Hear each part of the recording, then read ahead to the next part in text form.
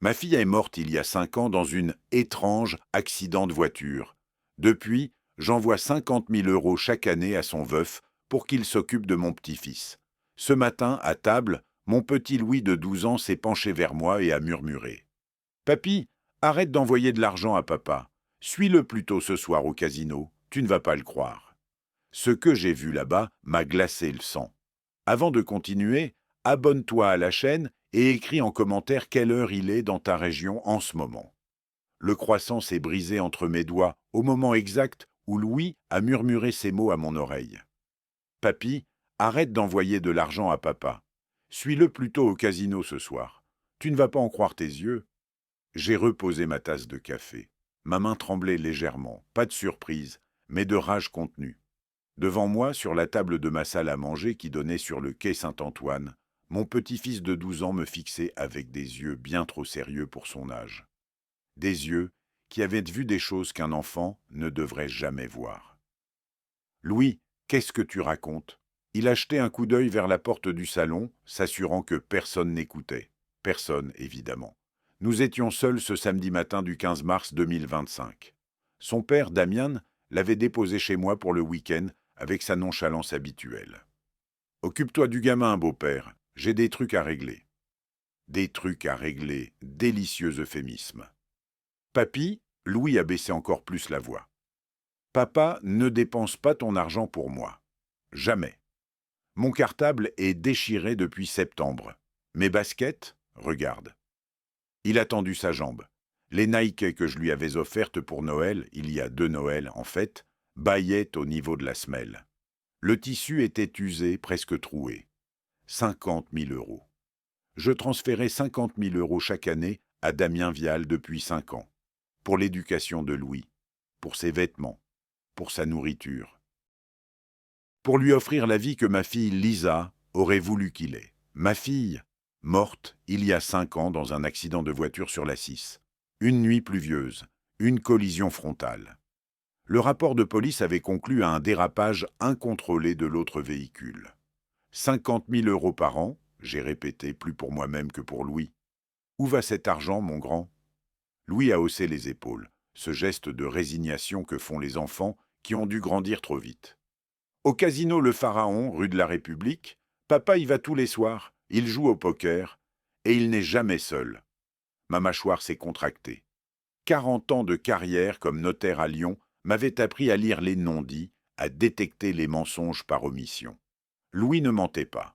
Il portait son secret comme un fardeau trop lourd pour ses 12 ans. Jamais seul? Qui l'accompagne? Une femme, blonde. Elle l'appelle « mon amour ». Le croissant que je tenais encore s'est émietté complètement entre mes doigts. Une femme blonde. 5 ans après la mort de Lisa, Damien avait une maîtresse. Non, pire que ça. Si Louis mentionnait cette femme avec ce ton, c'est qu'elle était présente depuis un moment. Depuis combien de temps exactement? J'ai regardé mon petit-fils, vraiment regardé. Son pull était élimé au coude. Son jean, trop court de 3 bons centimètres. Les cernes sous ses yeux parlaient de nuit où il se couchait trop tard, probablement parce que personne ne s'occupait de lui mettre un cadre. Et moi, depuis mon appartement confortable du 3e arrondissement, je continuais à envoyer de l'argent comme un distributeur automatique. Louis, pourquoi tu me dis ça maintenant? Pourquoi pas avant? Il a baissé les yeux sur son bol de chocolat froid. Parce que papa dit que vous allez bientôt arrêter de payer, que vous êtes vieux et que bientôt tout votre argent sera à nous. Il l'a dit à cette femme au téléphone. J'ai entendu. Voilà, le masque tombait enfin. Damien Vial, mon gendre, l'homme que ma fille avait aimé, attendait juste que je meure pour mettre la main sur mon patrimoine. En attendant, il dilapidait les sommes censées assurer le bien-être de son propre fils. J'ai pris une grande inspiration, laissant ma formation de juriste reprendre le dessus sur la fureur du grand-père. « Ce soir, tu dis, au Pharaon ?» Louis a hoché la tête. « Très bien. » J'ai souri. Ce sourire froid que mes clients connaissaient bien lorsque je découvrais une fraude dans un dossier successoral. Je crois que ton grand-père va avoir une soirée très instructive. À 19 h ce soir-là, j'ai passé 3 coups de fil. Le premier à maître Grégoire Lefebvre, un ancien collègue avocat qui me devait quelques faveurs. Le deuxième à un détective privé dont j'avais eu les coordonnées lors d'une affaire délicate il y a quelques années. Le troisième à Jacques Bonnet, un vieil ami qui connaissait tous les dessous de Lyon, y compris les établissements de jeux semi-légaux. Le pharaon, Jacques avait ri au téléphone. « Gérard, qu'est-ce qu'un homme respectable comme toi veut savoir sur ce bouge? C'est un poker club. Pas exactement clandestin, mais pas franchement légal non plus. Une adresse précise, Jacques, c'est tout ce dont j'ai besoin. 47 rue de la République, au-dessus de la boutique de téléphonie. Escalier sur le côté, frappe 3 coups. Dis que tu viens de la part de Marco. » À 22 heures, j'étais garé dans ma Peugeot 508 devant le numéro 47. L'escalier sentait l'urine et le tabac froid. Charmant. Je me suis demandé comment un homme qui recevait 50 000 € par an se retrouvait dans un endroit pareil. 3 coups sur la porte métallique, un Judas s'est ouvert. De la part de Marco, j'ai annoncé avec une assurance que je ne ressentais pas tout à fait. La porte s'est ouverte sur un couloir étroit, menant vers une salle enfumée. Du bruit de jetons, des rires, de la musique électronique en sourdine. Je me suis avancé, gardant mon pardessus boutonné, mes cheveux gris parfaitement peignés. J'avais l'air de ce que j'étais, un bourgeois lyonnais égaré. Mais j'ai vite compris que personne ne se souciait de moi. Tous les regards étaient fixés sur les tables de jeu. Et c'est là que je l'ai vu, Damien Vial, mon gendre, assis à une table de poker dans la section VIP, délimitée par une cloison vitrée. Chemise blanche ouverte sur 2 boutons, cheveux gominés, sourire carnassier. Il venait de remporter une main, à en juger par la pile de jetons devant lui. Mais ce n'est pas ça qui a fait bouillir mon sang. C'est la femme assise à ses côtés. Blonde, 35 ans environ, maquillage impeccable, robe rouge qui coûtait facilement 2000 €. Elle s'est penchée vers Damien et l'a embrassé. Pas un bisou chaste, un baiser de propriétaire. Puis elle a pris une pile de jetons, mes jetons en réalité puisque financés par mon argent, et les a posés sur le rouge. Mon téléphone tremblait dans ma poche. J'ai pris 3 photos discrètes à travers la vitre. Damian, la femme, leur proximité obscène. Et puis Damien a ouvert sa grande bouche. « Les gars, sérieusement. » Il parlait assez fort pour que je l'entende malgré la vitre. « Mon beau-père, c'est une poule aux œufs d'or. 50 000 balles par an qu'il me vire pour le gamin. Vous savez combien j'en dépense vraiment pour Louis? 5 000, maximum. Le reste? » Il a fait un geste large englobant la table, les jetons, la femme. « Le reste finance ma vraie vie, celle que je vais avoir avec Valérie, ici présente dès qu'on se sera marié en octobre. Le vieux crétin pense que je suis un père dévoué. » Les autres joueurs ont ri. Valérie, donc elle avait un nom, a ri aussi de ce rire cristallin des femmes qui savent exactement ce qu'elles veulent et comment l'obtenir. Valérie. Mon cœur s'est arrêté. J'ai plissé les yeux, étudiant son visage avec une précision de notaire, examinant une signature douteuse. La courbe de sa mâchoire, ses pommettes hautes, cette façon particulière qu'elle avait de rejeter ses cheveux en arrière. Et soudain, la mémoire m'est revenue avec la violence d'un coup de poing. 5 ans. Il y a 5 ans, le 3 avril 2020 exactement, j'avais identifié le corps de ma fille à la morgue. Puis j'étais allé sur les lieux de l'accident. La police m'avait montré l'autre conductrice, celle dont la voiture avait dérapé sur la route mouillée et percuté le véhicule de Lisa. Une femme blonde, en état de choc, m'avait-on dit. Le médecin de garde avait certifié qu'elle était sous le coup de l'émotion. Cette femme, c'était elle, Valérie. La maîtresse de mon gendre était la conductrice qui avait tué ma fille. J'ai dû m'appuyer contre le mur pour ne pas chanceler. Ce n'était pas un accident, ça ne pouvait pas être un accident. Damien et cette femme ensemble, maintenant, 5 ans plus tard, planifiant un mariage, riant de ma naïveté, dilapidant mon argent. Tout prenait sens avec une clarté atroce. Damien voulait ma fille morte, peut-être pour son héritage, peut-être pour être libre, peut-être les deux. Et moi, comme un imbécile, je finançais leur bonheur. Je suis sorti du casino. L'air froid de mars m'a giflé le visage. Mes mains tremblaient, pas de peur, mais d'une rage si pure qu'elle me brûlait de l'intérieur. Dans ma voiture, j'ai regardé les photos sur mon téléphone. Damien et Valérie, le couple parfait, les meurtriers parfaits. 40 ans de notariat m'avaient enseigné une chose essentielle. La vengeance n'est pas un plat qui se sert froid. C'est un contrat qui se rédige avec minutie, clause par clause, jusqu'à ce que l'adversaire se retrouve piégé par sa propre avidité. J'ai démarré la voiture. Damien Vial voulait mon argent, il allait l'avoir, chaque euro, jusqu'au dernier. Puis, je le lui reprendrai, avec les intérêts. Le lendemain matin, dimanche, j'ai raccompagné Louis chez son père à Caluire et Cuire. La maison que j'avais offerte à ma fille Lisa le jour de son mariage, se dressait dans cette banlieue cossue de Lyon avec son jardin parfaitement entretenu et ses volets blancs impeccables. Sauf que maintenant, je voyais les détails que j'avais choisi d'ignorer. La peinture qui s'écaillait sur la façade côté jardin, les tuiles manquantes sur le toit de la véranda, le portail qui grinçait parce que personne n'avait pris la peine de l'huiler. Damien est apparu à la porte, cheveux en bataille, jogging informe. L'image même du père célibataire débordé. « Merci, Gérard. » Il a souri. « Vous êtes un grand-père formidable. Louis a dû vous raconter que j'ai utilisé le virement de février pour lui inscrire à un stage de tennis pendant les vacances. » Menteur. Chaque mot était un mensonge. « Un stage de tennis, vraiment ?» J'ai gardé mon ton parfaitement neutre. « C'est merveilleux, Damien.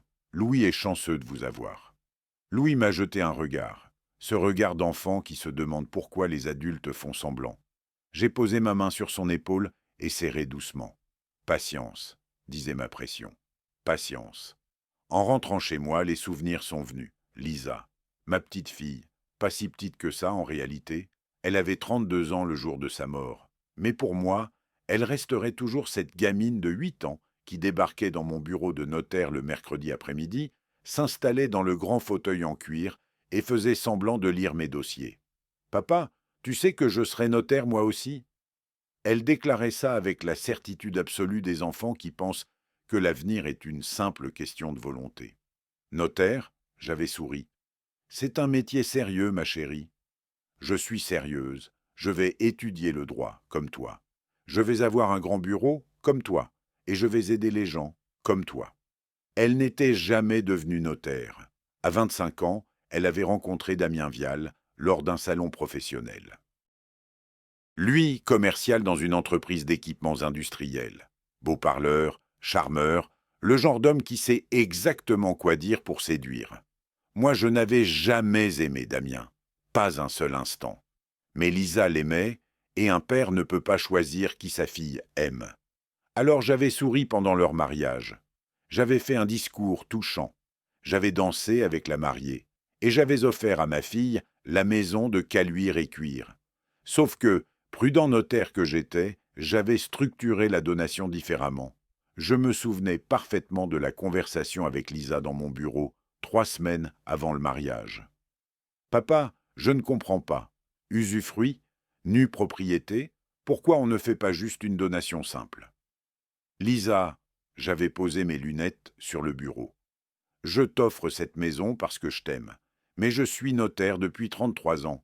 J'ai vu trop de familles déchirées par des divorces, des héritages mal gérés. Cette donation-partage te donne la nue propriété de la maison. Elle t'appartient légalement, mais je garde l'usufruit. Ce qui veut dire que tant que je suis vivant, j'ai le droit de regard sur cette maison.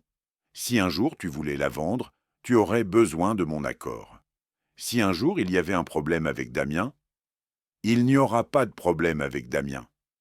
Elle s'était énervée, comme on s'énerve quand on a 28 ans et qu'on pense que l'amour conquiert tout. Je sais, mais imagine, si un jour il y avait un problème, cette maison resterait protégée, pour toi et pour tes enfants. Elle avait fini par accepter, parce qu'elle me faisait confiance, parce qu'elle savait que son vieux père paranoïaque avait peut-être raison. 3 ans plus tard, Louis naissait. Lisa rayonnait de bonheur. « Papa, regarde-le, il a tes yeux, des yeux de notaire qui voient tout. » 2 ans après ça, elle était morte. Et maintenant, assis dans mon salon du quai Saint-Antoine, avec un verre de Côte-du-Rhône à la main, je comprenais la véritable valeur de ma prudence. Damien vivait dans cette maison. Il se considérait comme propriétaire.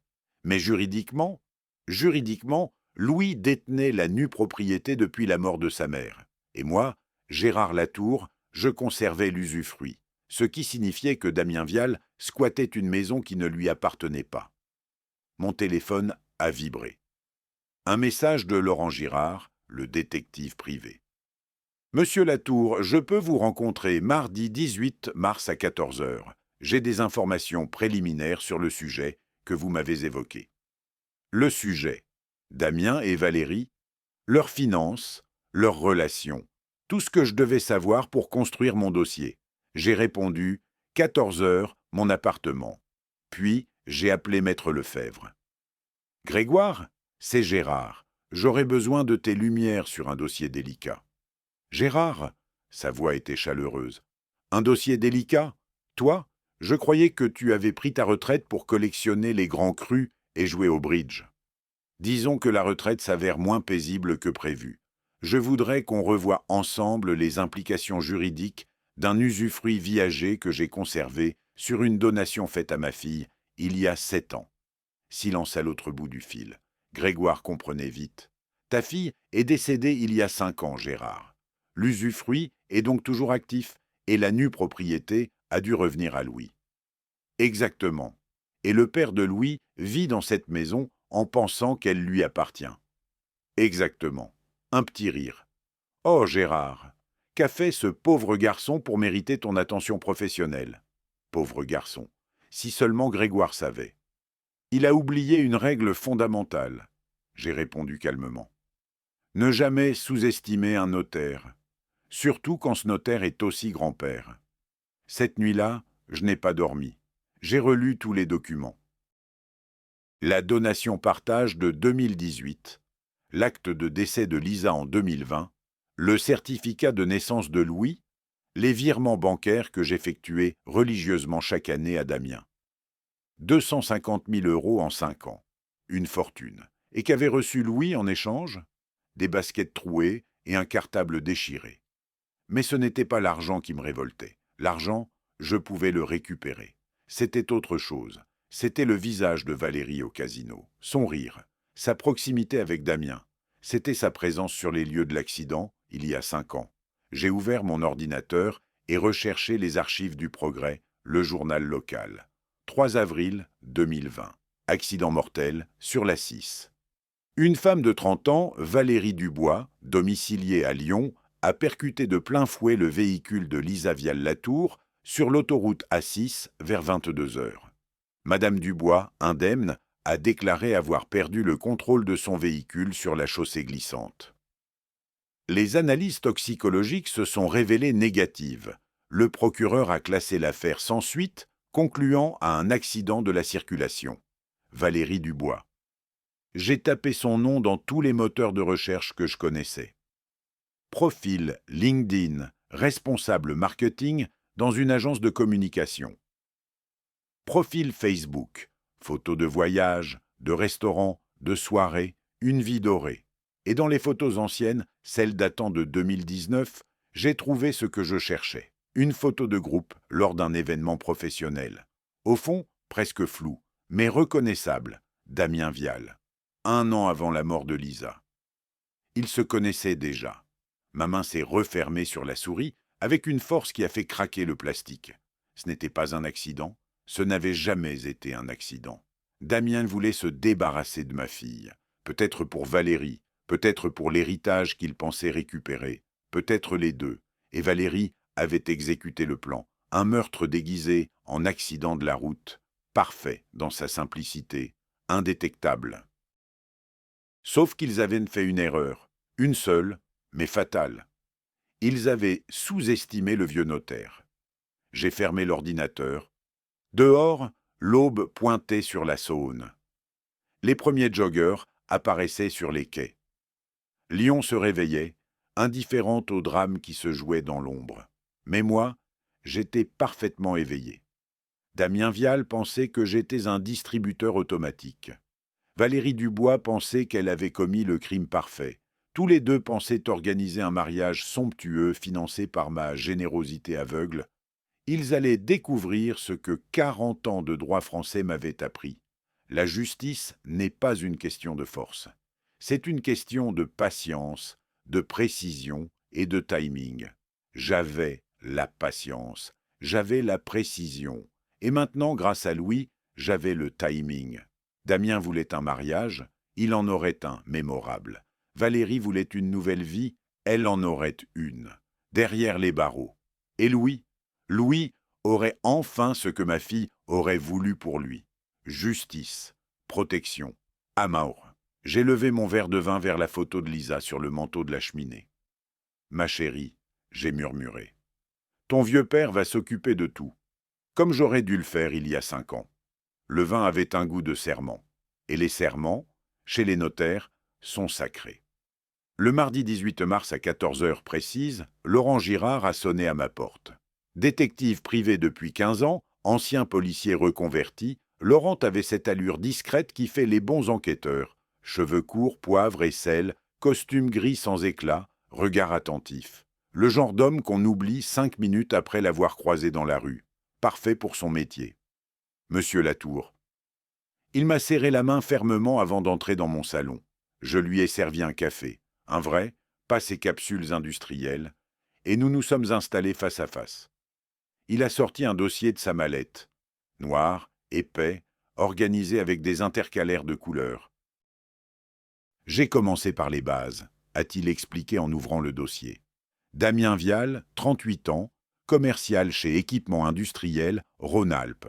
Salaire mensuel net, 3 200 €, rien d'extraordinaire. Il a marqué une pause, un petit sourire aux lèvres. Sauf que M. Vial dépense comme s'il en gagnait le triple. Les pages défilaient sous mes yeux. Relevés bancaires obtenus. Je n'ai pas demandé comment. Retraits au casino. Le Pharaon, en moyenne 4 000 € par mois. Achat de vêtements de luxe, 1 200 € chez Hugo Boss en février. Restaurant, 850 € rien qu'au mois de mars. Et ça, Laurent a tourné une page. C'est particulièrement intéressant. Un relevé d'un compte joint. Titulaire, Damien Vial et Valérie Dubois. Ouvert en mars 2023, a précisé Laurent. Soit 1 an après le décès de votre fille, si mes informations sont correctes. Monsieur Vial y effectue des virements réguliers. Source des fonds, les 50 000 € que vous lui versez annuellement. Mars 2023. Même pas 2 ans après la mort de Lisa. La décence aurait voulu qu'il attende au moins. Non, la décence n'existait pas dans leur vocabulaire. Combien n'a-t-il transféré sur ce compte? 87 000 € depuis l'ouverture. 87 000 €, l'argent de Louis. L'argent que je donnais pour l'éducation de mon petit-fils, pour ses vêtements, pour sa nourriture. Je les observais différemment maintenant, comme si un voile s'était levé sur une pièce de théâtre sordide. Laurent a continué. Valérie Dubois, 34 ans, responsable marketing chez Comléon, une agence de communication. Salaire, 2 800 € net. Célibataire officiel jusqu'en 2023, puis en couple avec Monsieur Vial, selon ses réseaux sociaux. Il m'a tendu une impression Instagram. Valérie et Damien dans un restaurant chic, verre de champagne levé. Légende, avec mon amour, 2 ans déjà. Date de publication, 12 mars 2025. 2 ans, depuis mars 2023. Ils fêtaient leur anniversaire pendant que Louis portait des baskets trouées. Il y a autre chose. Laurent a sorti une autre série de documents. Ils ont réservé une date au restaurant Paul Bocuse pour le 12 octobre 2025. 150 invités. Le devis s'élève à 95 000 €. 95 000 € pour un mariage. Presque 2 ans de mes virements. Et devinez qui finance? Le sourire de Laurent était sans joie. Les économies du couple, selon ce qu'ils ont déclaré au traiteur. Mes économies, plutôt. Les jours suivants, j'ai observé Damien avec une attention nouvelle. Chaque dimanche, il déposait Louis chez moi pour quelques heures. « Histoire que tu profites de ton papy », disait-il avec ce sourire charmeur qui avait séduit ma fille. Mais maintenant, je voyais les détails.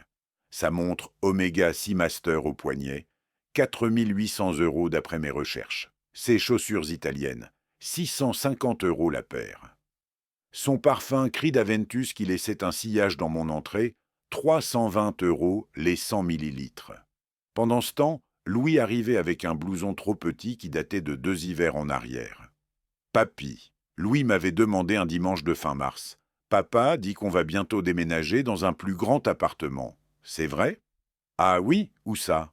Je sais pas. Mais il dit que bientôt on sera riche, que son beau-père va nous laisser plein d'argent. Son beau-père, moi. Damien attendait juste que je meure pour encaisser. J'ai souri à Louis. C'est une bonne nouvelle, mon grand, et en attendant, si on allait acheter des nouvelles baskets? Au magasin, Louis a choisi les moins chères. Papa dit qu'il faut pas gaspiller ton argent, papy. Gaspiller mon argent.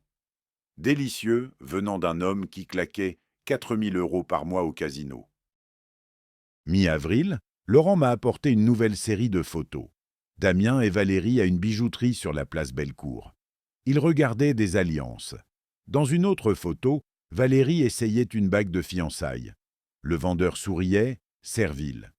D'après mes sources à la bijouterie, Laurent avait précisé, la bague choisie coûte 12 000 €. Monsieur Vial a versé un acompte de 3 000 €, en espèces. 3 000 € en espèces. Prélevez où?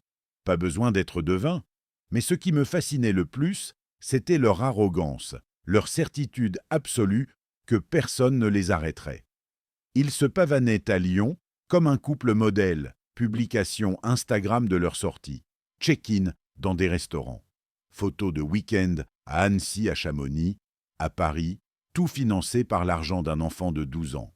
Début mai, Laurent est revenu avec un élément qui a tout changé. Monsieur Latour, j'ai retrouvé le médecin qui était sur les lieux de l'accident en 2020. Docteur Guillaume Moreau. Il travaille aux urgences de l'hôpital Édouard Herriot. J'ai pensé que vous voudriez lui parler.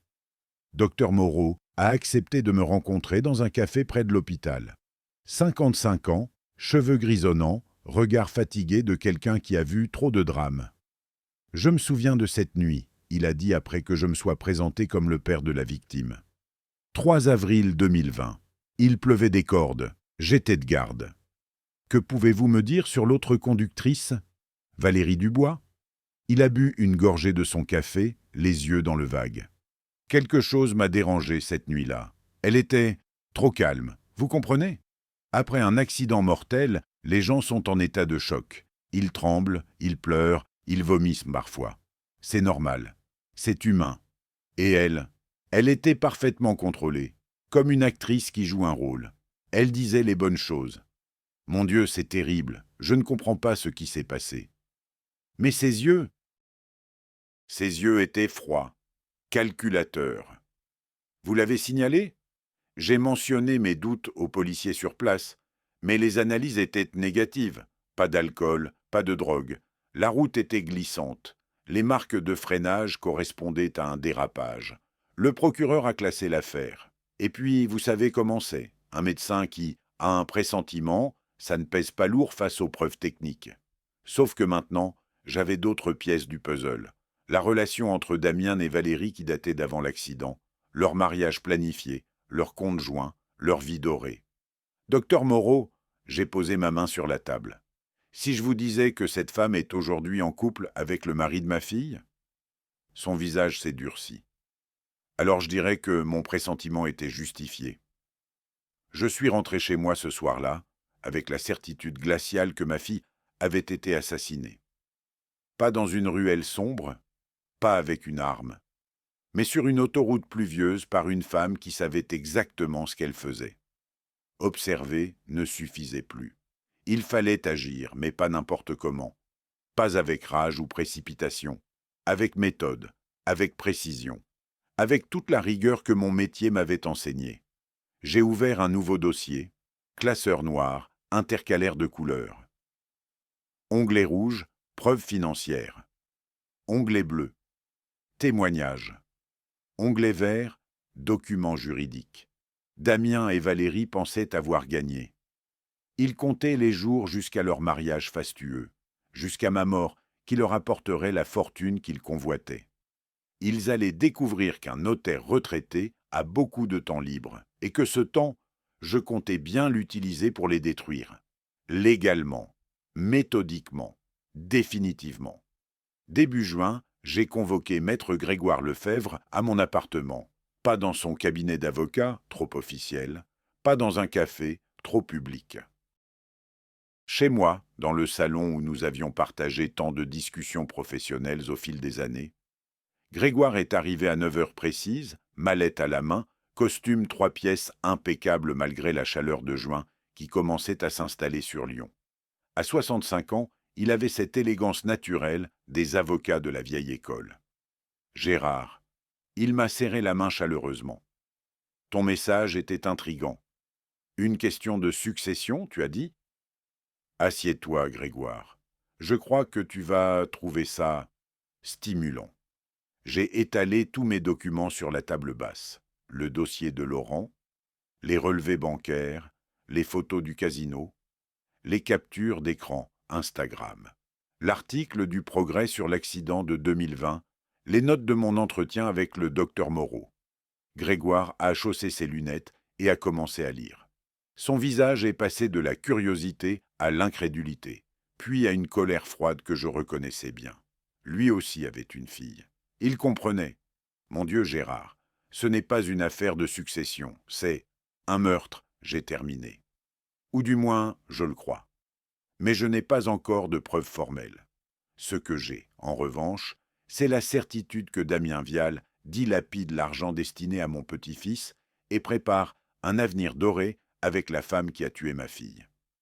Grégoire a retiré ses lunettes et les a essuyées lentement, ce geste qu'il faisait toujours quand il réfléchissait intensément. Juridiquement, quelle est ta position ? C'est là que ça devient intéressant. J'ai sorti l'acte de donation-partage de 2018. Quand Lisa s'est mariée, j'ai fait ce que tout bon notaire aurait fait. J'ai protégé le patrimoine familial. Grégoire a parcouru le document, un sourire commençant à se dessiner sur ses lèvres. Usufruit, viager en ta faveur sur la maison de Caluire et Cuire. Nue propriété à Lisa, puis à ses descendants. Bien joué. Damien vit dans cette maison depuis 7 ans. Il la considère comme sienne. Il y reçoit sa maîtresse. Il y néglige mon petit-fils. Mais légalement, il est un simple occupant. Tu détiens l'usufruit, Louis détient la nue propriété. Damien Vial n'a strictement aucun droit sur cette maison. Le silence qui a suivi avait le poids de la révélation. Tu peux l'expulser, Grégoire a articulé lentement, ou lui réclamer un loyer pour occupation du bien. L'usufruit te donne ce droit absolu. C'est exactement ce que je comptais faire. Mais pas immédiatement. J'ai besoin de ton aide pour construire quelque chose de plus complet. Pendant 2 heures, nous avons élaboré la stratégie. Grégoire prenait des notes, posait des questions, calculait les délais légaux. Première étape, il a récapitulé. Activation de l'usufruit. Tu envoies une mise en demeure via huissier de justice. Damien aura 14 jours pour répondre, soit il paie un loyer mensuel que tu fixeras, soit il libère les lieux. Combien puis-je demander ? La maison fait quelle surface ? 160 mètres carrés à Caluire et Cuire. Le loyer du marché est d'environ 2 400 € par mois. C'est parfaitement défendable. 2 400 € par mois, 28 800 € par an, plus que la moitié de ce que je lui versais. Deuxième étape, Grégoire a continué, nous créons une structure pour protéger ton patrimoine personnel. Une SCI, Société Civile Immobilière. Tu y transfères ta propre résidence et tes autres biens immobiliers. Tu donnes la majorité des parts à Louis. 70% à Louis, 30% à moi. Parfait. Ainsi, à ta mort, Damien ne pourra rien réclamer. Les parts de Louis lui appartiennent déjà. Tes 30% seront soumis à la réserve héréditaire, mais c'est une fraction minime de ta succession totale. Et mon testament ? Grégoire a souri. Ce sourire de professionnel qui sait exactement comment déployer les subtilités du droit français. Ton testament authentique, que nous allons modifier, précisera que ta quotité disponible, la partie dont tu peux disposer librement, ira intégralement à une fondation que nous créerons. La fondation Lisa Latour, par exemple, dédiée à l'aide aux enfants orphelins. Damien n'héritera de rien. Absolument rien. En tant que gendre, il n'a aucun droit à ta succession. Tout ira à Louis via la réserve héréditaire obligatoire et le reste à la fondation. C'est parfaitement légal et absolument blindé juridiquement. J'ai versé 2 verres de Châteauneuf-du-Pape. Nous avons trinqué. Grégoire, tu es un artiste. Non, Gérard. Je suis juste un avocat qui connaît son code civil, mais toi... Il m'a regardé par-dessus son verre. Toi, tu es un père et un grand-père qui protègent les siens. C'est bien plus noble. Les jours suivants ont été une valse administrative d'une précision chirurgicale. J'ai rencontré Maître Dumont, une jeune notaire de la place Bellecour, pour la création de la SCI. Elle avait cette efficacité tranquille que j'appréciais. Monsieur Latour, la SCI, Latour Héritage, sera opérationnelle d'ici 3 semaines. Je prépare les statuts. Vous détenez 30% des parts. Votre petit-fils Louis en détient 70%. Et le transfert de ma résidence du quai Saint-Antoine dans la SCIA. Donation des parts sociales, fiscalement optimisée. J'aurais besoin de l'accord d'un représentant légal pour Louis, vu qu'il était mineur. Son père est son représentant légal. Elle a haussé un sourcil. Ce sera délicat, non? Au contraire, Damien Vial signera sans lire. Il pense que je lui fais un cadeau. Il verra donation et part, et imaginera qu'il l'héritera de tout. Son sourire m'a dit qu'elle comprenait parfaitement. Mi-juin, tous les documents étaient prêts. La SCI créée. Les statuts enregistrés. Mon testament modifié et déposé chez Maître Dumont. La mise en demeure pour l'usufruit rédigée par Grégoire. Il ne me restait qu'à déclencher la première frappe. J'ai convoqué Damien un samedi après-midi sous prétexte de discuter de l'avenir de Louis. Il est arrivé avec cette décontraction insupportable qu'ont les gens qui pensent avoir déjà gagné. Gérard, il m'a serré la main trop fort, trop longtemps. Vous avez une mine superbe, la retraite vous réussit.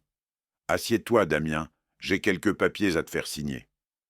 J'ai sorti les documents de la SCI. Voilà, je réorganise mon patrimoine. Une simple formalité. Je crée une société civile immobilière pour faciliter la transmission future. Tu signes ici en tant que représentant légal de Louis. Il a à peine regardé. Une SCI, c'est une bonne idée, ça. Ça évite les droits de succession, c'est ça? Entre autres, il a signé. 3 paraphes, une signature finale. Il venait de donner à son fils 70% de mon patrimoine immobilier sans même s'en rendre compte. Et sinon, j'ai ajouté avec un sourire paternel, « J'ai appris que tu te mariais en octobre ?» Son visage s'est illuminé. « Oui, avec Valérie. Vous l'avez vue? Elle est formidable. On organise une belle fête au Paul Bocuse. Vous serez invité, bien sûr. » Bien sûr, j'y compte bien. Après son départ, j'ai relu sa signature sur les documents. Propre, assurée, inconsciente, il avait signé sa propre défaite. Le lendemain, dimanche 22 juin, j'ai pris Louis pour la journée. Nous sommes allés nous promener dans le parc de la Tête d'Or. Il avait ses nouvelles baskets, des Nike que je lui avais achetées, cette fois convenablement neuves. « Louis, » j'ai dit alors que nous étions assis sur un banc près du lac, « tu sais que papy t'aime plus que tout au monde. »« Oui, papy. Et tu sais que tout ce que je fais, c'est pour te protéger ?» Il m'a regardé avec ses yeux de vieux notaire qu'il tenait de moi. « Papa va avoir des problèmes, c'est ça ?» Cet enfant était bien trop perspicace. Disons que papa a fait des choix, et que ces choix auront des conséquences. Mais toi, tu seras toujours protégé. Tu me crois? Je te crois, papy. J'ai serré sa petite main dans la mienne. Dans 2 semaines, la mise en demeure serait signifiée à Damien par huissier de justice. Dans 2 semaines, il découvrirait que la maison dans laquelle il vivait ne lui appartenait pas, qu'il devrait payer ou partir. Et ce ne serait que le début. J'avais 40 ans d'expérience en droit des successions. J'avais les meilleurs avocats de Lyon à mes côtés. J'avais un détective qui continuait à creuser. Et surtout, j'avais le droit de mon côté. Damien et Valérie avaient fait une erreur fatale. Ils avaient sous-estimé le vieil homme qu'ils prenaient pour un imbécile généreux. C'est là que j'ai compris comment leur rendre la monnaie de leurs pièces. Pas avec violence, pas avec des cris ou des menaces, mais avec la beauté froide et implacable de la loi française. Et la loi, contrairement à eux, était de mon côté. Le 7 juillet 2025, à 9 heures précises du matin, maître Philippe Rousseau, huissier de justice, a sonné à la porte de la maison de Caluire-et-Cuire. J'avais choisi maître Rousseau avec soin, 42 ans, méticuleux, implacable dans l'application de la loi. Le genre d'homme qui dort très bien après avoir signifié une expulsion. Je n'étais pas présent, évidemment. Mais Laurent, mon détective, était garé dans la rue avec un appareil photo. Il m'a tout raconté. Damian a ouvert en jogging, les cheveux en bataille, une tasse de café à la main. L'image même du dimanche matin tranquille. Valérie était visible en arrière-plan, dans « Aime à maison », en peignoir de soie. « Monsieur Damien Vial. »« Oui, qui êtes-vous » ? Maître Philippe Rousseau, huissier de justice. Il lui a tendu une enveloppe Kraft.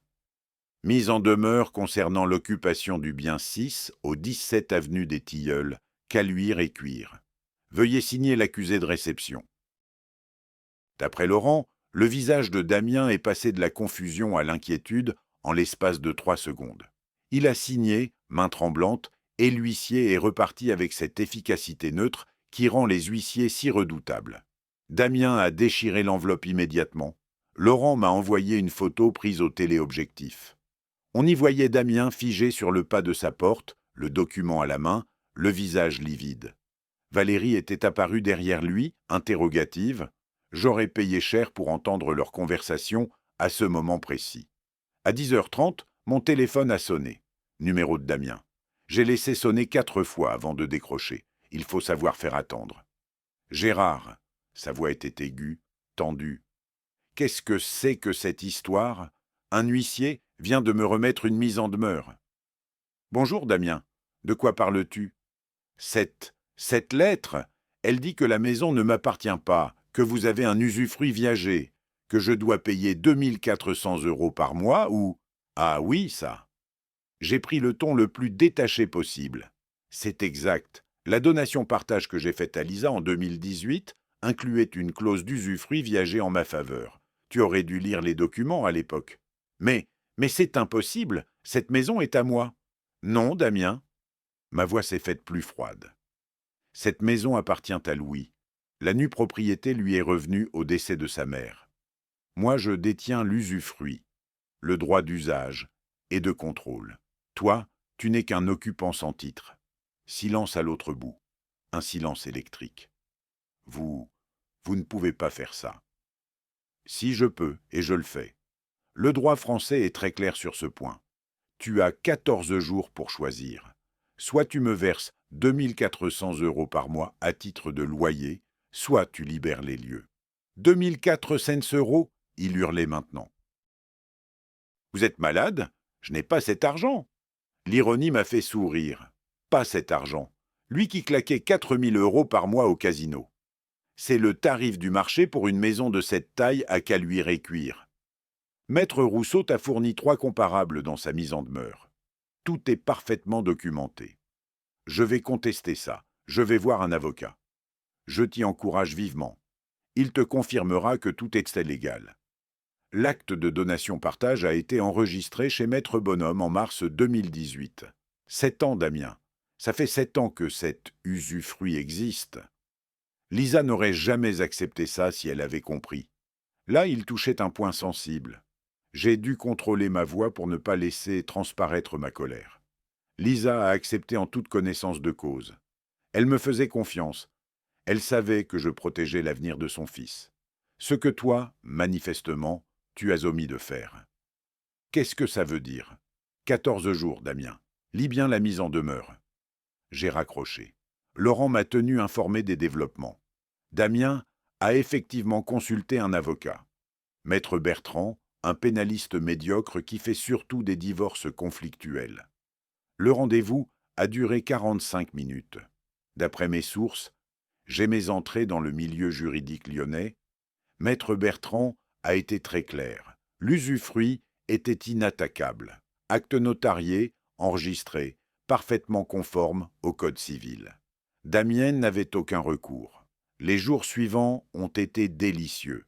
Je savais, par Laurent, que Damien et Valérie se disputaient. Leur voix montait depuis le jardin.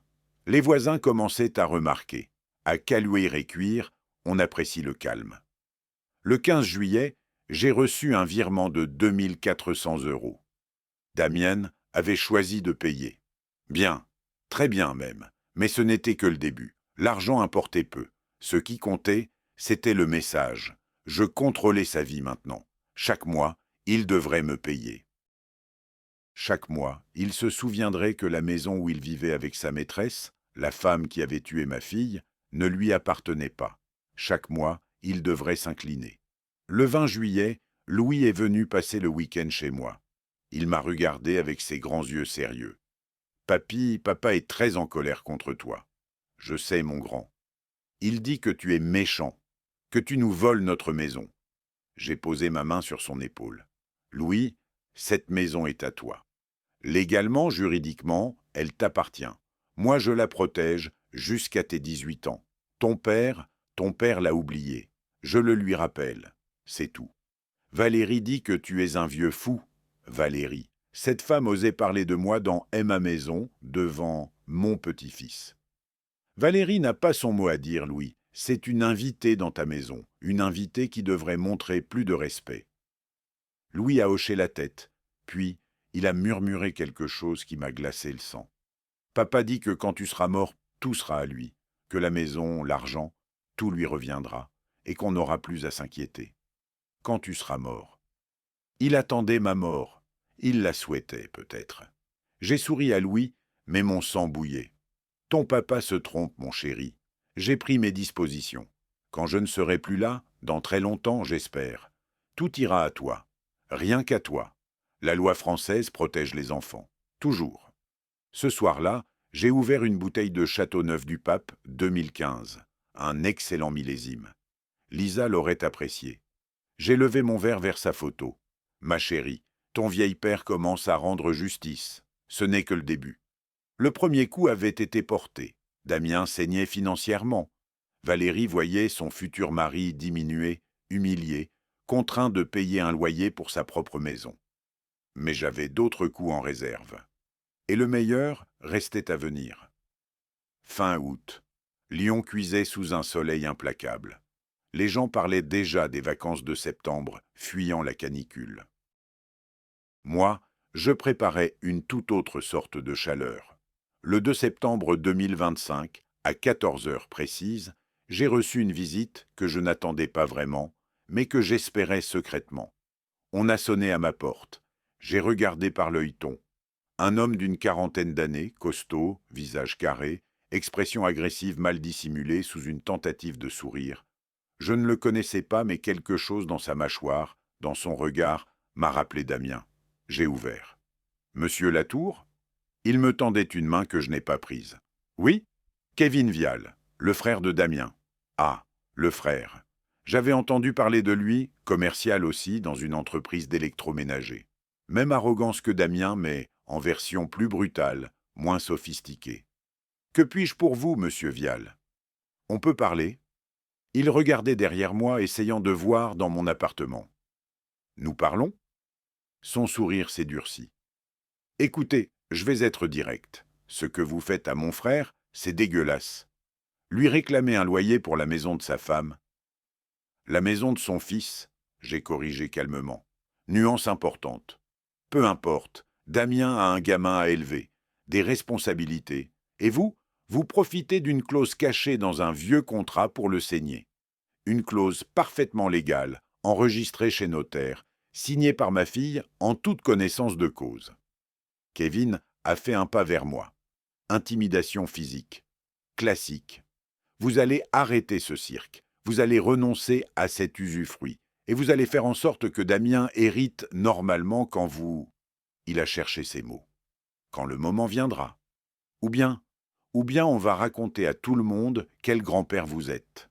Un vieux qui harcèle son gendre, qui utilise son argent pour manipuler. Louis vit dans des conditions horribles à cause de vous. Vous le privez de son père. J'ai souri. Un vrai sourire cette fois. Et Louis vit dans des conditions horribles. Intéressant. Parce que j'ai des photos de sa chambre. Pas de chauffage l'hiver dernier. Des moisissures sur les murs. Un matelas troué.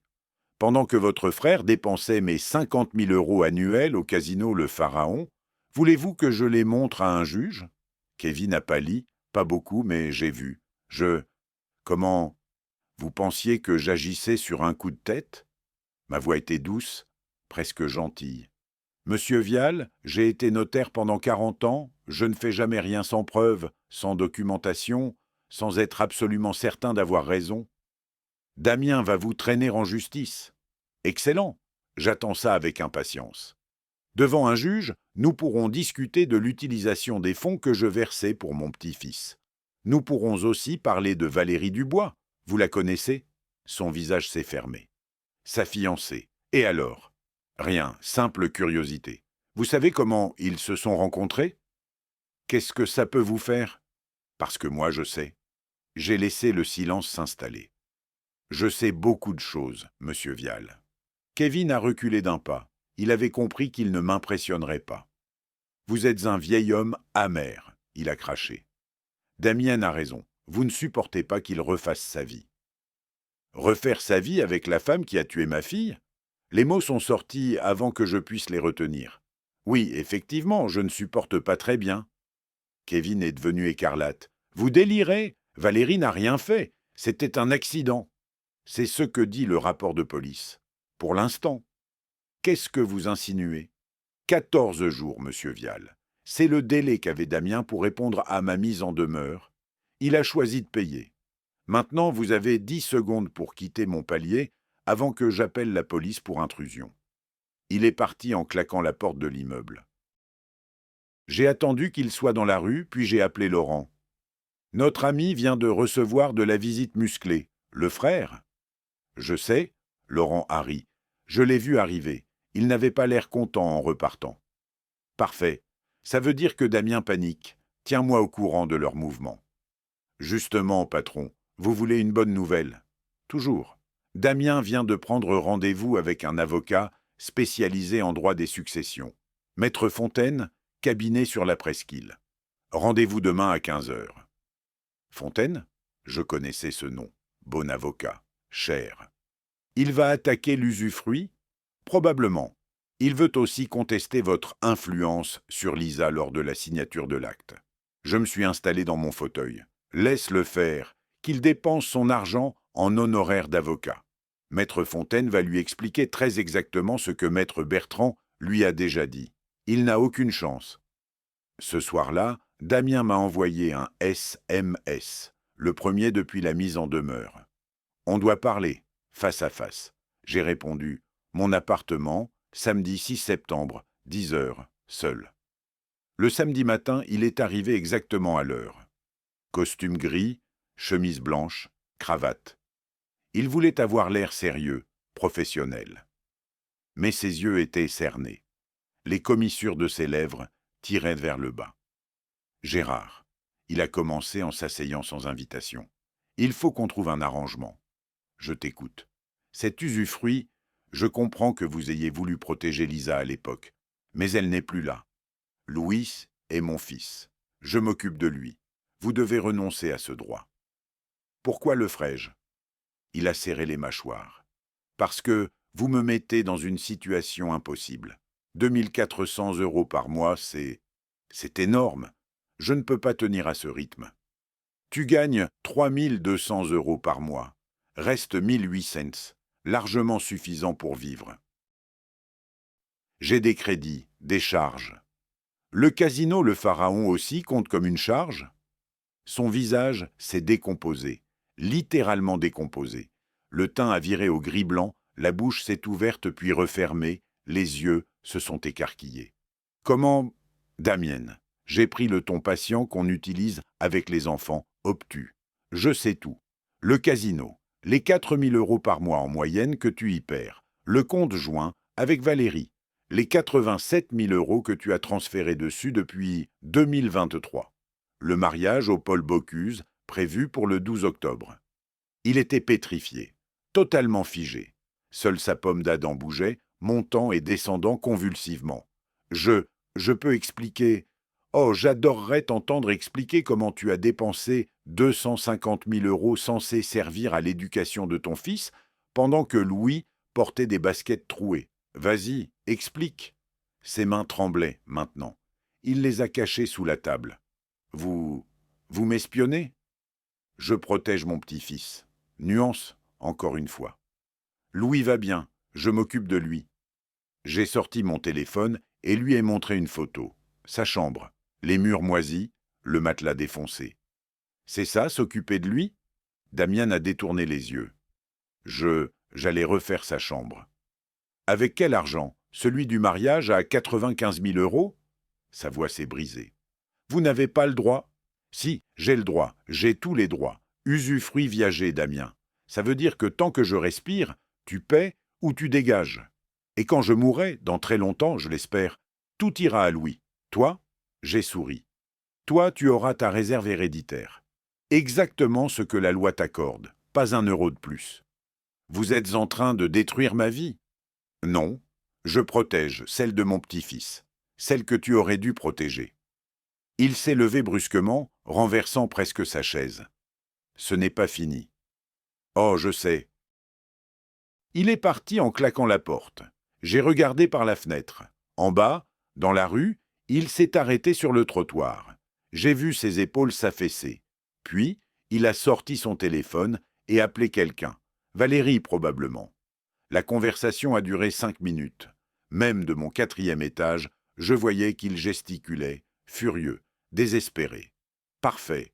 Que Valérie voie l'homme qu'elle avait choisi dans toute sa médiocrité. Qu'elle comprenne que les 50 000 euros annuels n'étaient plus garantis. Que le vieux fou, moi, n'allait pas mourir docilement en leur laissant sa fortune. J'ai versé un verre de Côte-du-Rhône. Le premier coup avait secoué Damien. Ce deuxième coup l'avait brisé. Mais je n'avais pas fini. Pas encore. Le meilleur, le vrai coup de grâce, restait à venir. Le 27 septembre 2025, à 18h, Laurent Girard a sonné à ma porte. Il portait une mallette noire, plus épaisse que d'habitude. Son visage était grave, mais ses yeux brillaient de cette lueur qu'ont les détectives quand ils ont trouvé l'impossible. « Monsieur Latour, j'ai quelque chose. » Nous nous sommes installés dans mon salon. Il a ouvert la mallette sur la table basse. Des dossiers, des clés USB, des photos. J'ai retrouvé le propriétaire du magasin qui était près du lieu de l'accident en 2020, a-t-il commencé. Monsieur Chen, un épicier chinois. Son commerce a fermé en 2022. Il vit maintenant à Villeurbanne. Il a gardé toutes ses archives, y compris les enregistrements de ses caméras de surveillance. Mon cœur s'est accéléré. Les caméras fonctionnaient cette nuit-là? Oui, et elles couvraient une portion de l'A6. Pas l'accident lui-même, mais les 20 secondes avant. Il a sorti un ordinateur portable, l'a allumé et a lancé une vidéo. Noir et blanc, mauvaise qualité, mais visible. 3 avril 2020, 21h, 58 minutes, 34 secondes. La voiture de Lisa apparaissait sur la gauche de l'écran, roulant normalement sur la voie de droite. La pluie créait un flou sur l'image. 21h, 58 minutes 40 et 1 seconde. Une autre voiture, celle de Valérie, je l'ai reconnue d'après le modèle, roulait sur la voie de gauche. Derrière Lisa, 21h, 58 minutes, 47 secondes. La voiture de Valérie a accéléré brutalement. On voyait la différence de vitesse. 21h, 58 minutes, 52 secondes. Elle s'est déportée. Non pas progressivement comme le ferait un véhicule qui dérape, mais d'un coup. Un mouvement sec du volant. Délibéré. Elle s'est jetée devant la voiture de Lisa. L'image s'arrêtait là. Mais on savait ce qui suivait, le choc, la mort. Mes mains tremblaient. J'ai dû les poser à plat sur mes genoux. C'est un meurtre? Oui, monsieur. Laurent a fermé l'ordinateur. Ce n'était pas un accident. La manœuvre était intentionnelle. La police n'a jamais vu ça? Le magasin était fermé depuis 2 ans quand ils ont fait l'enquête. Personne n'a pensé à chercher des caméras privées dans la zone. L'accident semblait évident. Route mouillée, dérapage, collision, affaire classée. J'ai respiré profondément. 5 ans. Pendant 5 ans, cette femme avait marché libre, planifié son mariage avec l'homme pour qui elle avait tué. Il y a autre chose. Laurent a sorti un deuxième dossier. J'ai aussi récupéré des données du téléphone de Valérie, ancien opérateur, archive cloud, avec l'aide d'un, disons, contact dans le milieu de la sécurité informatique. Il m'a tendu des impressions de SMS. Échange entre Valérie et Damien. Daté de 2019, 12 septembre 2019, Valérie à Damien. Elle ne te lâchera jamais. Elle tient trop à l'argent de ton beau-père. 12 septembre 2019, Damien à Valérie. Je sais. Mais je ne peux pas divorcer. Je perdrai tout. L'usufruit de la maison, les virements pour Louis, Gérard me couperait les vivres. 14 septembre 2019, Valérie à Damien. Il faut une solution définitive. Tu comprends? 14 septembre 2019, Damien à Valérie. Ne dis pas ça. 17 septembre 2019, Valérie à Damien. Si elle n'était plus là, tu hériterais via Louis. Tuteur légal, tu contrôlerais tout. Et on pourrait enfin vivre. Mes yeux brûlaient, je continuais à lire. 23 mars 2020. Valérie à Damien. J'ai un plan, fais-moi confiance. Il pleut beaucoup en ce moment, les accidents arrivent. 23 mars 2020. Damien à Valérie. Val, arrête, c'est dangereux de parler de ça par message. 1er avril 2020. Valérie à Damien. Mercredi soir, elle rentre de Grenoble vers 22 heures. C'est ça, sur la 6 ? 1er avril 2020, Damien à Valérie. Oui, mais... 1er avril 2020, Valérie à Damien. Mais rien, fais-moi confiance, et après, on sera libre. 2 jours plus tard, Lisa était morte. Damien savait, j'ai murmuré. Il savait ce qu'elle allait faire. Les messages sont circonstanciels, Laurent a précisé. Ils ne disent jamais explicitement « je vais la tuer ». Mais avec la vidéo de surveillance qui prouve la manœuvre intentionnelle, c'est suffisant pour rouvrir l'enquête. Plus que suffisant, c'est suffisant pour une inculpation. J'ai fermé les yeux, ma fille, ma petite Lisa, assassinée, pas par hasard, pas par un coup du sort, mais par calcul, par cupidité. Monsieur Latour, Laurent a posé sa main sur mon épaule. Qu'est-ce que vous voulez faire? J'ai ouvert les yeux. Je veux qu'il paie, tous les deux. Damien savait. Il n'a rien fait pour l'arrêter. Il est complice. Vous voulez que j'apporte ça à la police? J'ai réfléchi, lentement, méthodiquement. Le mariage est dans 2 semaines, le 12 octobre. Oui, et alors? Je veux qu'ils y aillent. Je veux qu'ils aient leur journée parfaite, leur grand mariage, leurs 150 invités, leur champagne cristal. Laurent a froncé les sourcils. Vous voulez attendre? Je veux qu'ils tombent du plus haut possible. Ma voix était froide, aussi froide que je m'étais jamais senti. Je veux qu'ils goûtent à leur victoire. Une journée, quelques heures. Et puis la chute. Exactement. Le lendemain, 28 septembre, je suis allé au commissariat central de Lyon avec Laurent. Nous avons demandé à parler au commissaire divisionnaire Didier Marten, que je connaissais vaguement. Nos chemins s'étaient croisés lors d'une affaire de succession frauduleuse des années auparavant. Marten était un homme de 52 ans, cheveux poivre et sel, regard direct. Le genre de flic qui a tout vu et que rien ne surprend plus, sauf peut-être ce que nous lui avons montré. Il a visionné la vidéo 3 fois, a lu les SMS 2 fois, a examiné tous les documents. « Monsieur Latour, il a fini par dire, c'est du solide, très solide.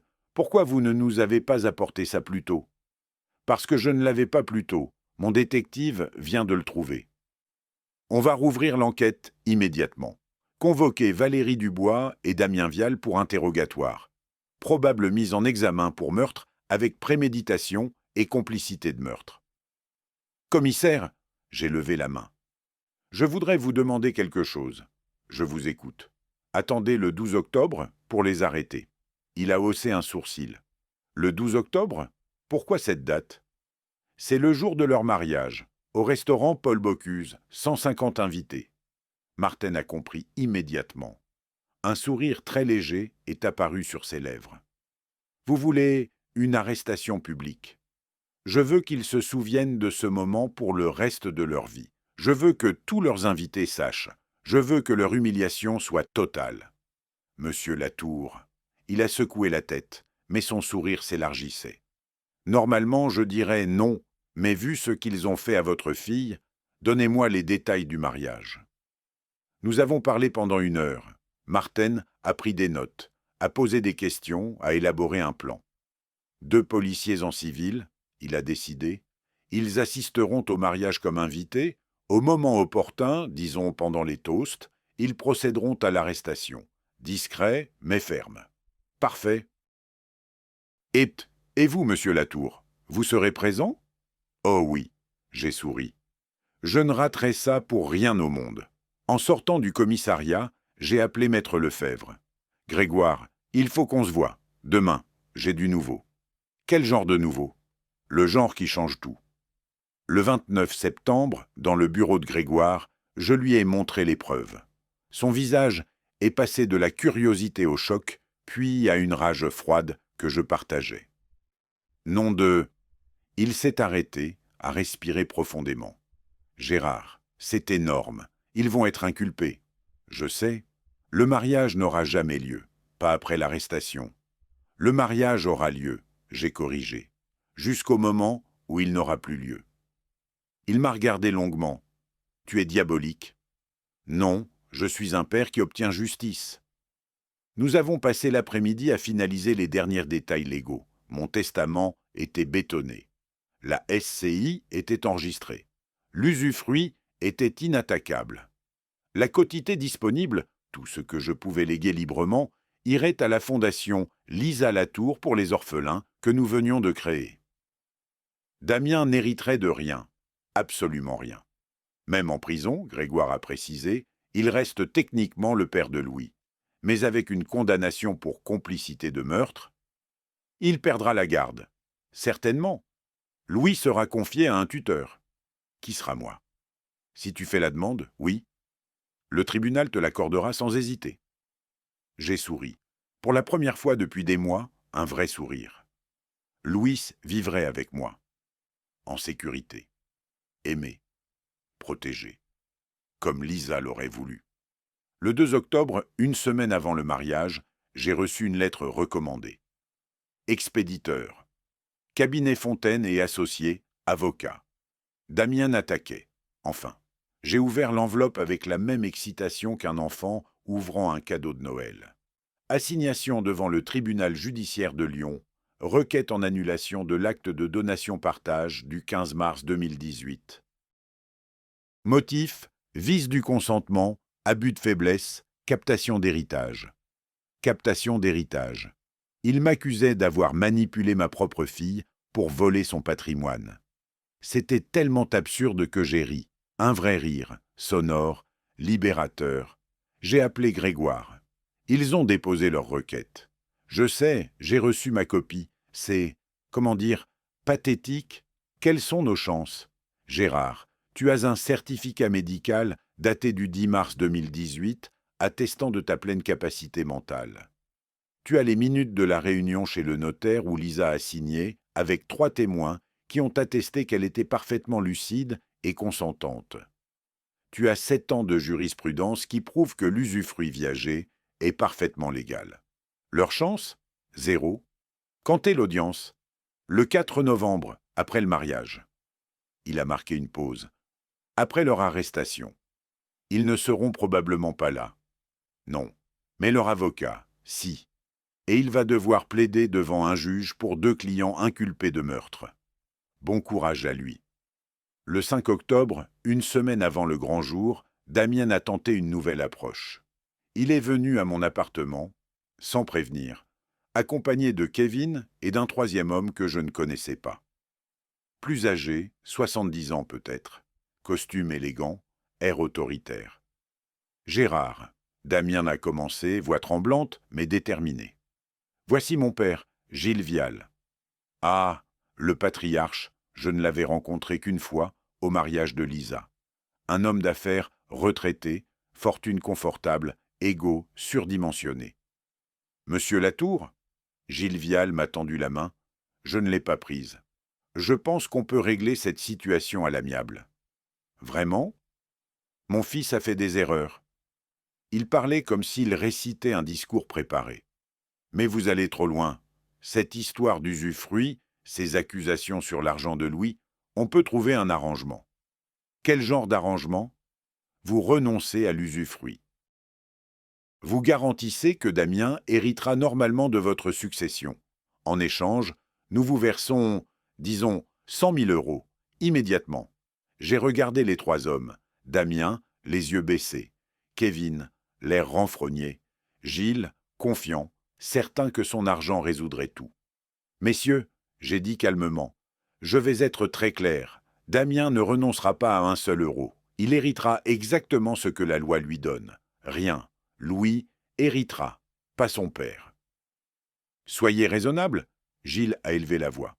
Vous ne pouvez pas déshériter votre gendre. Je ne le déshérite pas. Il n'a jamais été mon héritier. Seul Louis l'est.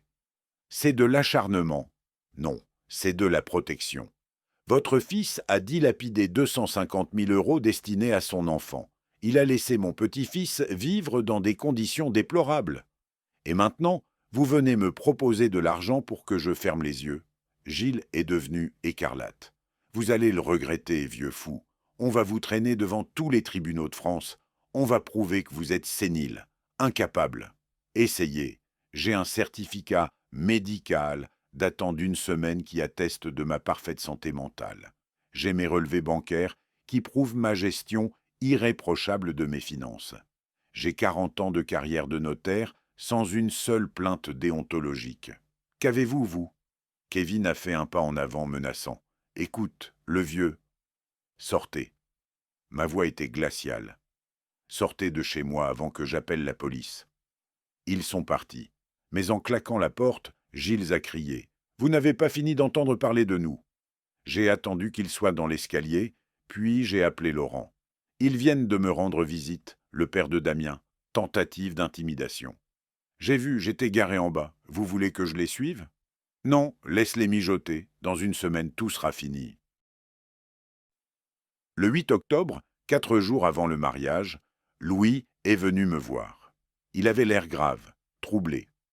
Papy, il a dit en s'asseyant, papa dit que tu essaies de nous séparer, que tu veux me prendre de lui.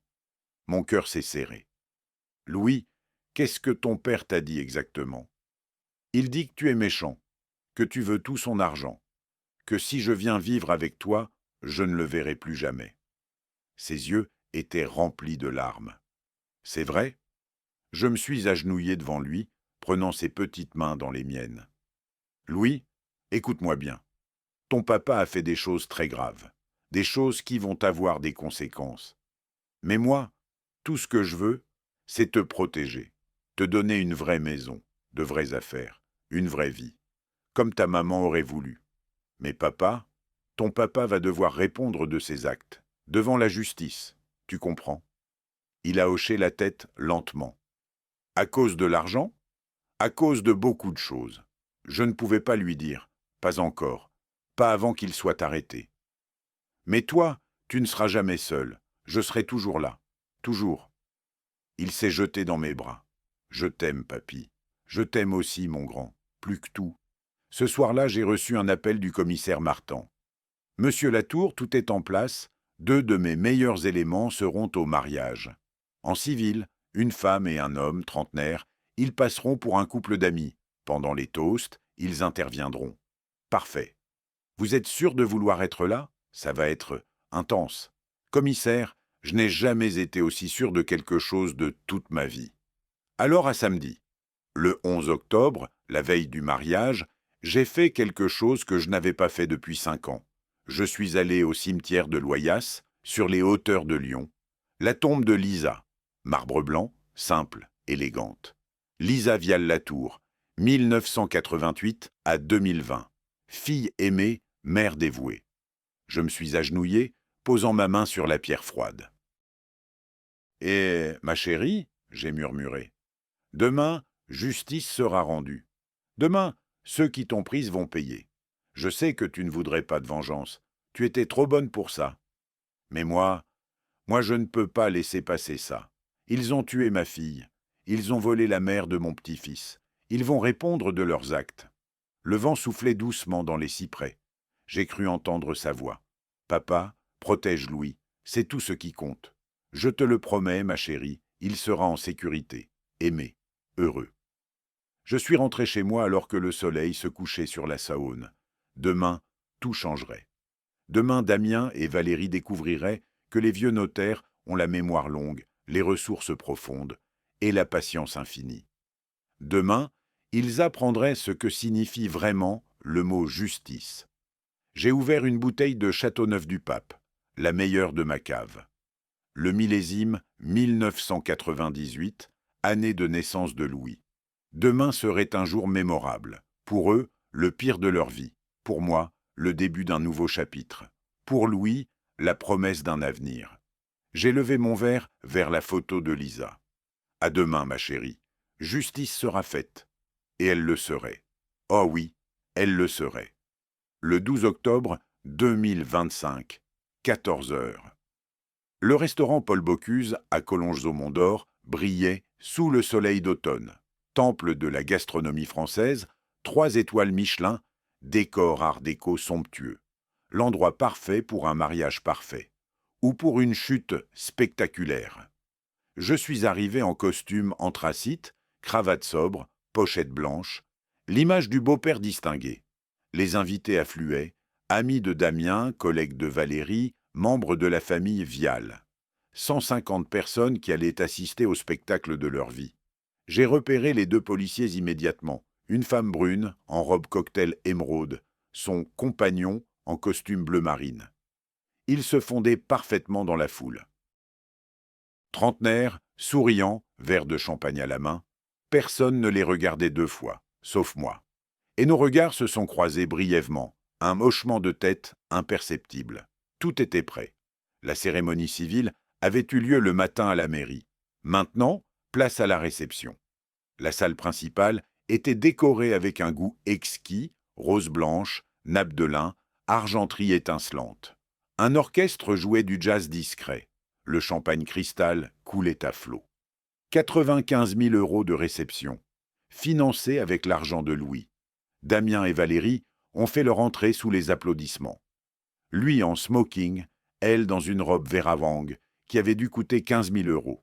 Ils rayonnaient, souriaient, s'embrassaient pour les photos. Ils avaient gagné, pensait-il. Le vieil homme avait fini par accepter. Il était même là, à leur mariage, jouant son rôle de beau-père réconcilié. Idiot. Le repas a été somptueux. Foie gras, homard, volaille de Bresse, fromages affinés. Chaque plat était une œuvre d'art. J'ai tout savouré. Lentement. C'était mon dernier repas avec eux. Autant en profiter. À ma table, des cousins éloignés de Damien. Ils parlèrent de la chance du couple. Damien a vraiment trouvé la perle rare avec Valérie. Et ce mariage? Magnifique. Monsieur Latour doit être fier de participer à une si belle fête. J'ai souri poliment. Très fier, oui. Vers 18 heures, après le dessert, une pièce montée spectaculaire, le maître de cérémonie a annoncé les toasts. Mesdames et messieurs, nous allons maintenant passer au discours. En premier, le marié souhaite dire quelques mots. Damien s'est levé. Il a pris le microphone, souriant, confiant. Valérie à ses côtés, main dans la main. Mes chers amis, ma famille, il a commencé, voix émue. Merci d'être là pour célébrer ce jour avec nous. Valérie et moi, nous avons traversé des épreuves pour en arriver là. Mais aujourd'hui, nous sommes enfin réunis, officiellement. Applaudissements, sourires attendris. Je voudrais remercier quelqu'un en particulier. Il s'est tourné vers moi. Mon beau-père, Gérard Latour. Nous avons eu nos différends ces derniers mois. C'était difficile. Mais je sais qu'au fond, tout ce qu'il veut, c'est le bonheur de son petit-fils Louis. Et le mien aussi, j'espère. Les invités ont ri doucement. Gérard, merci d'être là. Merci de nous avoir soutenus, Valérie et moi. Merci pour tout ce que vous avez fait pour notre famille. Il a levé son verre vers moi. 150 verres se sont levés. J'ai attendu, laissé le moment s'étirer, puis je me suis levé lentement. Puis-je répondre? J'ai demandé au maître de cérémonie. Bien sûr, monsieur Latour. On m'a tendu un microphone. Le silence s'est installé, tous les regards sur moi. J'ai souri, ce sourire froid que mes anciens clients connaissaient bien. Merci, Damien. Effectivement, j'ai beaucoup fait pour cette famille. Ma voix était calme, posée. Par exemple, au cours des 5 dernières années, j'ai viré à Damien 250 000 euros, 50 000 par an, pour l'éducation et le bien-être de mon petit-fils Louis. Le sourire de Damien a vacillé, légèrement. Je me demandais justement, j'ai fait mine de réfléchir, combien de ces 250 000 euros ont réellement servi à Louis, murmure dans la salle. Les gens se regardaient, confus. Parce que voyez-vous, j'ai continué ma voix se faisant plus dure, Louis portait des baskets trouées. Son cartable était déchiré. Sa chambre, que j'ai photographiée, présentait des moisissures sur les murs, un matelas défoncé. Pas de chauffage l'hiver dernier. Damien était devenu livide. Gérard, qu'est-ce que... Alors où est passé l'argent? J'ai sorti une feuille de ma poche. Ah oui, Casino Le Pharaon, rue de la République. 4 000 euros par mois en moyenne de pertes au poker. Compte joint ouvert avec Valérie en 2023. 87 000 euros transférés. Cette réception à 95 000 euros. Le silence était maintenant total, glacial. Valérie s'est levée, furieuse. « Vous n'avez pas le droit de... » « J'ai tous les droits, Madame Dubois. » Mon regard s'est planté dans le sien. Surtout quand il s'agit de ma petite fille, Lisa. Vous vous souvenez d'elle? Son visage s'est vidé de toute couleur. Lisa Vial-Latour, décédée le 3 avril 2020, dans un accident de voiture sur la 6. Un accident causé par... Voyons voir. J'ai fait semblant de chercher. Ah oui, vous, Valérie Dubois, vous étiez au volant de l'autre véhicule, murmure choqué. Les invités se redressaient, tendus. Quel hasard extraordinaire, j'ai continué, voix de glace. 5 ans plus tard, vous épousez le veuf. Damien, comment vous êtes-vous rencontrés déjà? Avant ou après avoir tué sa femme? C'est de la diffamation. Damien hurlait maintenant. Vous êtes fou? Non, Damien, je suis un père qui a enquêté. J'ai regardé vers l'entrée. Et j'ai trouvé des choses fascinantes. À cet instant précis, les 2 policiers se sont levés. Ont montré leurs cartes. Police nationale. Le commissaire Martin est entré dans la salle, accompagné de 2 autres officiers. En uniforme, cette fois. Officiel. Damien Vial, Valérie Dubois. Sa voix a résonné dans le silence stupéfait. Vous êtes en état d'arrestation pour complicité de meurtre et meurtre avec préméditation de Lisa Vial-Latour. Vous avez le droit de garder le silence? Chaos. Valérie a essayé de fuir. Les policiers l'ont interceptée en 3 secondes. Menottes. Elle criait, se débattait. Damien, lui, s'est effondré, littéralement. Ses jambes ont cédé, il est tombé à genoux devant moi, devant tous les invités. Gérard, non, s'il vous plaît, c'est une erreur. Je ne savais pas. Valérie, c'est elle? Tu savais. Ma voix était douce maintenant, presque gentille. Tu as reçu ces messages en 2019. Il faut une solution définitive. Tu savais ce qu'elle allait faire, et tu n'as rien fait pour l'arrêter, parce que tu voulais l'argent. Non, les SMS sont enregistrés, Damien. La vidéo de surveillance a tout filmé. Elle a délibérément percuté la voiture de Lisa. Ce n'était pas un accident, c'était un meurtre. Et toi, tu étais complice.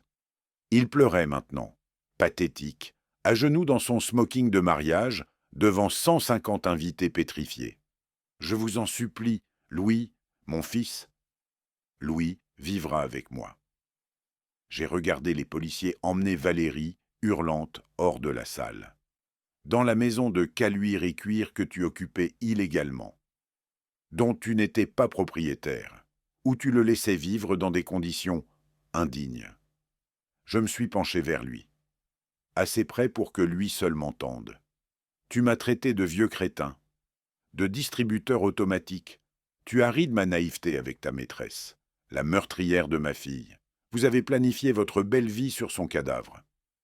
Mes yeux ont rencontré les siens, vides, brisés. Maintenant vous allez payer, tous les 2. Les policiers l'ont relevé, menottes. Il ne résistait même plus. En sortant, il s'est retourné une dernière fois.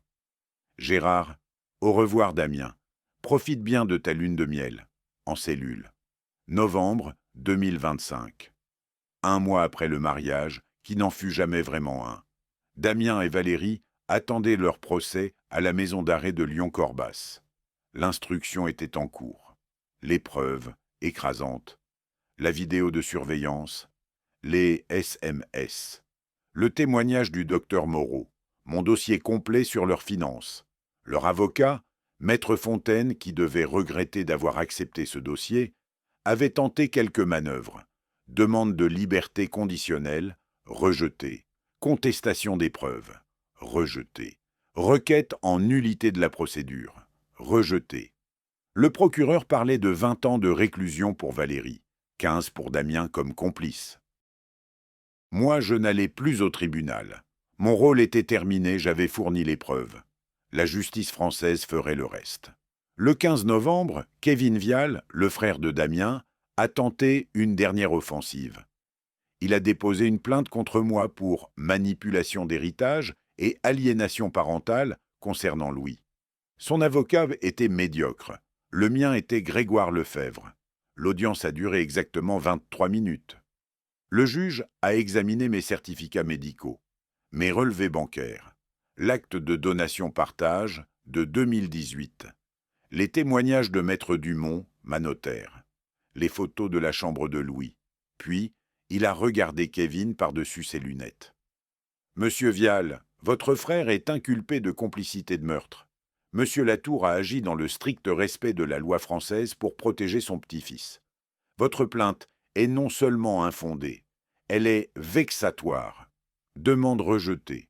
Vous êtes condamné à verser 1 200 € de dépens à Monsieur Latour. Affaire suivante. » Kevin est sorti du tribunal rouge de rage. Je l'ai croisé dans le couloir. « Tu vas payer pour ça, le vieux. » « Jeune homme, » j'ai souri, « vous venez de perdre. Votre frère va en prison. Votre plainte vient d'être rejetée. Et vous me devez 1 200 €. Qui paie exactement ?» Il est parti en claquant des talons. Je ne l'ai jamais revu. Le 3 décembre, le juge aux affaires familiales m'a accordé la tutelle complète de Louis.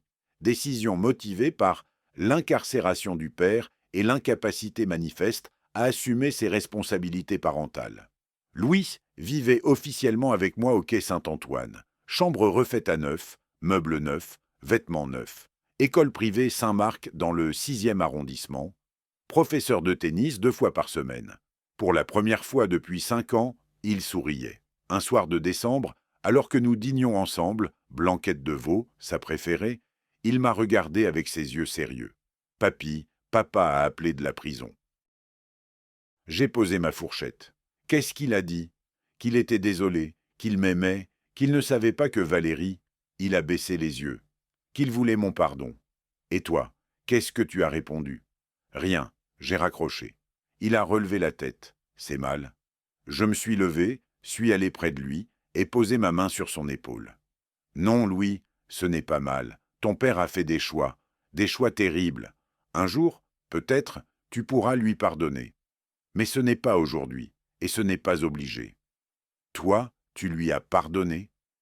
Non, j'ai été honnête, et je ne lui pardonnerai jamais. Il a laissé quelqu'un tuer ta mère, il t'a négligé, il a volé ton argent. Certaines choses ne méritent pas le pardon. Louis a hoché la tête. Maman aurait voulu que je sois heureux, non? Oui, plus que tout. Alors je suis heureux avec toi, papy. Mon cœur s'est serré. Et moi avec toi, mon grand. Le 17 décembre, j'ai reçu un courrier du notaire. L'acte de donation-partage était définitivement enregistré. La maison de Caluire et Cuire appartenait officiellement à Louis avec mon usufruit viager. À ma mort, elle serait entièrement à lui. La SCI, Latour Héritage, était florissante. 70% à Louis, 30% à moi. Mon testament était bétonné, quotité disponible à la fondation Lisa Latour. Réserve héréditaire à Louis uniquement. Damien n'hériterait de rien, absolument rien. Grégoire est venu dîner un soir de janvier. Nous avons ouvert une bouteille de Pomerol 2015. À ta victoire, il a trinqué. À la justice, j'ai corrigé. Tu as été impitoyable. J'ai été méthodique, ce n'est pas pareil. Il a ri. 40 ans de notariat, tu as utilisé chaque clause, chaque article de loi, chaque subtilité du code civil. C'était artistique. Ils ont sous-estimé un vieil homme. En France, c'est une erreur coûteuse. Nous avons bu en silence. Puis Grégoire a demandé « Tu regrettes quelque chose ?» J'ai réfléchi. Longtemps. Non, ils ont tué ma fille. Ils ont volé l'enfance de mon petit-fils. Ils méritaient exactement ce qu'ils ont reçu. Et l'argent du mariage 95 000 €. L'avocat de Valérie essaie de le récupérer. Bon courage. Le restaurant a été payé d'avance, non remboursable. Grégoire a éclaté de rire. Même là, tu as pensé à tout. Toujours. Aujourd'hui, nous sommes le 15 juillet 2025. L'été est magnifique. Louis et moi sommes assis sur la terrasse de mon appartement, surplombant le quai Saint-Antoine. Le soleil fait scintiller la Saône. Les touristes se promènent en contrebas. Louis lit un livre. Harry Potter, il en est au tome 4. Moi, je sirote un verre de Sancerre frais. La vie est paisible, simple, juste. Le procès est prévu pour septembre, je serai appelé à témoigner. Je dirai la vérité. Toute la vérité. Ensuite, je rentrerai chez moi, avec Louis. Et nous continuerons notre vie, une vie que Lisa aurait approuvée. Une vie où son fils est aimé, protégé, heureux.